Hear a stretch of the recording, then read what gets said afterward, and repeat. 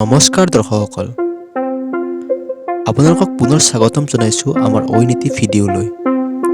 আজি আমি আপোনালোকক জনাম চাংচাৰিৰ নাৰায়ণ দাসৰ বিষয়ে। গতিকে আহক আমি ভিডিঅ'টি আৰম্ভ কৰোঁ। কুটা উৎপাদনেৰে স্বাৱলম্বী হোৱাৰ ব্যতিক্ৰমী প্ৰয়াস চাংচাৰিৰ নাৰায়ণ দাসৰ। শামুকৰ খেতি আৰু ব্যৱসায় বিষয়টো অসমত আজিৰ প্ৰেক্ষাপটত এক অবিশ্বাস্য আৰু ব্যতিক্ৰম। কিন্তু বহিৰাজ্যত ইয়াৰ চাহিদা আৰু সমাদৰ অকল্পনীয়। বিশেষকৈ নাগালেণ্ড, পশ্চিমবংগ, ৰাজস্থান, উত্তৰ প্ৰদেশ আদি অঞ্চলত এই শামুকৰ ব্যৱসায় উদ্যোগটোৰ আছে অভাৱনীয় বজাৰ।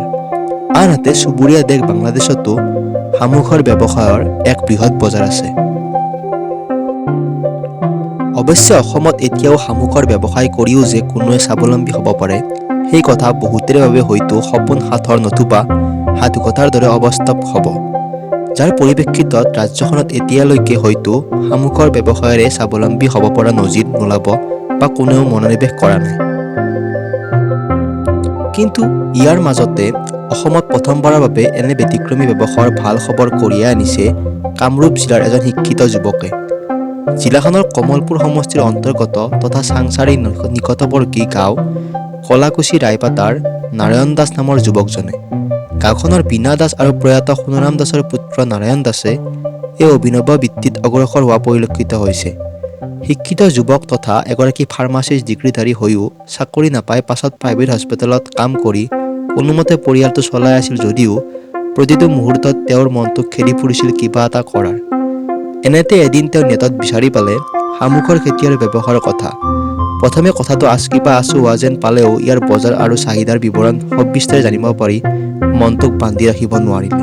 অসমত কোনেও নকৰা এটা ব্যৱসায়ৰ প্ৰতি ৪১ বছৰীয়া নাৰায়ণ দাসৰ ধাউতি জন্মিল। সেইমতে মনৰ উৎসুকতাৰ অৱগাহনক বাস্তৱায়িত কৰিবলৈ পৰিকল্পনা কৰিলে। পূৰ্বৰ যোগাযোগ অনুসৰি যুৱকজনে ২০১৮ বৰ্ষৰ ২ জুলাইত যাত্ৰা কৰিলে কলিকতা অভিমুখে।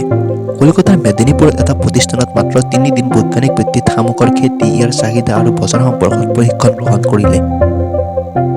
আনকি শামুকৰ পৰা উৎপাদিত মণিমুকুতাৰ চাহিদা তথা বৃহৎ বজাৰৰ চাক্ষুষ প্ৰমাণৰ বাবে পৰীক্ষাৰ্থীসকলক লৈ যোৱা হয় বাংলাদেশলৈ। দলটোৱে বাংলাদেশত শামুকৰ চাহিদা প্ৰত্যক্ষ কৰি অভিভূত হৈ পৰে আৰু তাতে সংকল্প লয় নাৰায়ণ দাসেও। উল্লেখ্য যে ২৫ জনীয়া প্ৰশিক্ষণ কেন্দ্ৰটোত আছিল অসমৰ পৰা মাত্ৰ ২জন লোক। আনজন আছিল ধুবুৰীৰ। ধুবুৰীৰ লোকজনে কাৰিকৰী অসুবিধাৰ বাবে শামুকৰ খেতিত এতিয়াও আগবাঢ়িব পৰা নাই বুলি জানিব পৰা গৈছে। নাৰায়ণ দাসে ঘৰৰ চৌহদতে প্ৰথমে পৰীক্ষামূলকভাৱে আৰম্ভ কৰে শামুকৰ খেতি। ১২ ফুট দীঘল আৰু ৮ ফুট বহল পকী কেনেল প্ৰস্তুত কৰি সামান্য কাৰিকৰী প্ৰয়োগেৰে সকলো ব্যৱস্থা প্ৰস্তুত কৰি লয়। তাৰ পাছত হাজোৰ পৰা প্ৰায় ২,০০০ জীয়া শামুক ক্ৰয় কৰি তাত সংস্থাপিত কৰা হয়। এবছৰ বা ১৪ মাহৰ ভিতৰত যেতিয়া ইয়াৰ মঙহৰ পূৰ্ণাংগ ৰূপ পাব তেতিয়া তাৰ পৰা মুকুতাৰ উৎপাদন ক্ষমতা সজীৱ হ'ব। এই কথা জানিবলৈ দি নাৰায়ণ দাসে কয় যে সামান্য কেমিকেলৰ জৰিয়তে আৰু সাজ ব্যৱহাৰ কৰি শামুকৰ মঙহৰ পৰা গণেশ, শিৱ, লক্ষ্মী ইত্যাদি মুকুতা তৈয়াৰ হৈ উঠিব। শামুকৰ পৰা উৎপাদিত এটা মুকুতাৰ বজাৰ মূল্য কমেও ৩০০ টকা। গতিকে ১,০০০ শামুকৰ পৰা বছৰত ৩ লাখ পৰ্যন্ত উপাৰ্জন কৰিব পাৰি। লক্ষণীয় কথাটো হ'ল শামুকৰ পেটত মাণিক, এই কথাটো তাহানিতে চীন দেশৰ মানুহে উপলব্ধি কৰিব পাৰিছিল।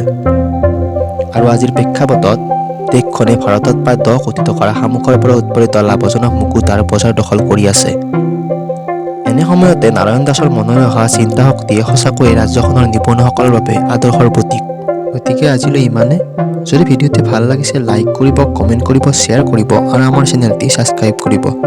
আমাৰ লক্ষ্য হ'ল আপোনালোকে যাতে সদায় কিবা নহয় কিবা এটা প্ৰেৰণামূলক খবৰ লাভ কৰে আৰু জীৱনত কিবা এটা কৰিবলৈ উৎসাহ পায়। ধন্যবাদ। জয় অসম।